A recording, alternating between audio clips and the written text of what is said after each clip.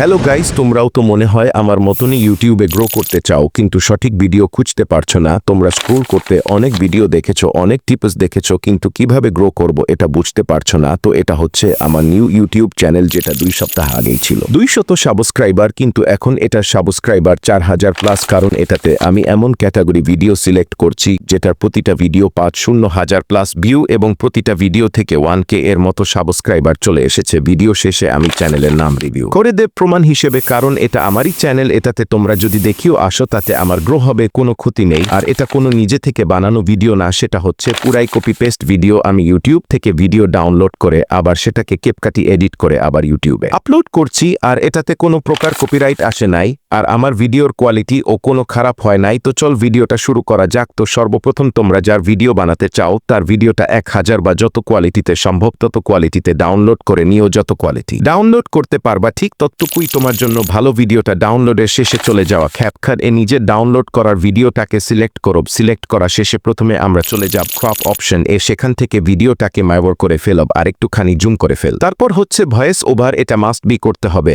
আপনার মনিটাইজেশনের জন্য, কারণ ভিডিওটা তো হুবহু বসিয়ে দেওয়া যায় না। সেখানে রিয়েকশন দিলে মানে ভয়েস ওভার দিলে সেটা রিয়েকশন হিসেবে গণ্য হয় আর মনিটাইজেশনে কোনো প্রকার সমস্যা হয় না। তারপর আমরা সোজাসুজি চলে যাব অ্যাডজাস্টমেন্টে। আমাদের এই এডিটটা 2 স্টেপে শেষ করে ফেলবো। অ্যাডজাস্টমেন্ট এ গিয়ে সেখানে আমরা নিজেদের মতো কালারিং ব্রাডিং করে ফেলব, আর আমি যেভাবে করছি সেভাবে করবেন।